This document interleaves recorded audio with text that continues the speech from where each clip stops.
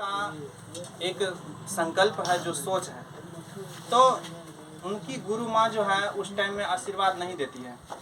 और वो क्या बोलती है क्या कि आज तुम जिस टाइम में आए हो तुमको कल इसी टाइम में आना है।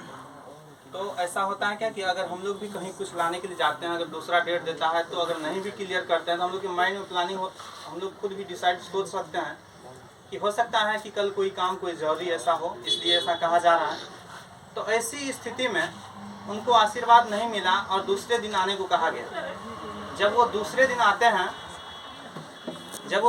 आते हैं तो समाधान से जब वो दूसरे दिन आते हैं तो वह गुरु माँ क्या करती है, तो आगे में सब्जी लेकर के बैठी हुई रहती है उसको काटने के लिए। और उस काटने के क्रम में जो काटने का औजार था उनसे कुछ दूर में रहता है रखा हुआ, और वो क्या करती है, तो सिर्फ स्वामी विवेकानंद से एक ऐसा आदेश जारी करती है कि जो सब्जी काटने का हथियार हमसे दूर रखा हुआ है उसको तुम लेते आओ।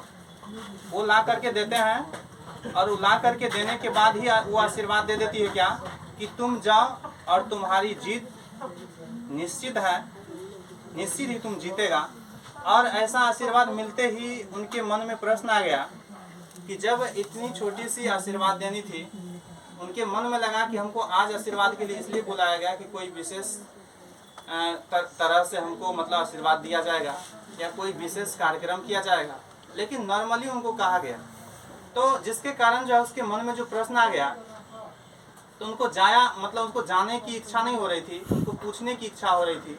और उन्होंने पूछा कि क्या कारण था कि कल आप हमको आशीर्वाद नहीं दिए और आज दे रहे हैं। तो आती है क्या कि हम तुम्हारा यही परीक्षा लेना चाह रहे थे कि उस परीक्षा में तुम सफल हो पा रहा है या नहीं। क्योंकि उन्होंने कहा कि इस दुनिया में हर इंसान जो है पहले अपने स्वार्थ को देखते हैं, पहले अपने सुरक्षा को देखते हैं, उसके बाद दुनिया का ख्याल करते हैं।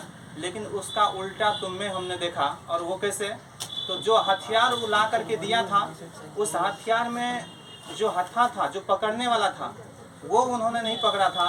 उन्होंने धारदार जो एरिया था वो पकड़ा था, और जो पकड़ने का जगह था वो अपने गुरु माँ के हाथ में पकड़ाया था। प्रायः होता क्या है कि हम लोग भी किसी से कुल्हाड़ी मांगते हैं, दबिया मांगते हैं, तो जो उसका पकड़ने का जगह होता है वो पकड़ के हम लोग को पकड़ाया जाता है। जब हम लोग किसी से चाकू मांगते हैं तो जो पकड़ने का औजार है वो पकड़ के दिया जाता है, तो सामने वाले को धारदार कष्टकारी जगह पर पकड़ना पड़ता है। हम लोग दूसरे का उस टाइम में ख्याल नहीं रखते हैं कि उनको कितना मेहनत पड़ रहा है, उनको कितना कष्ट पड़ रहा है, अपने स्वार्थ को पहले देखते हैं।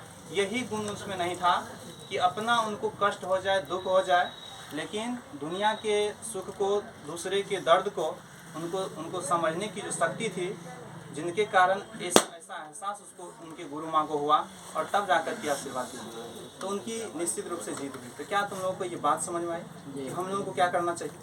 हम लोगों को अपने स्वार्थ में नहीं चलना चाहिए।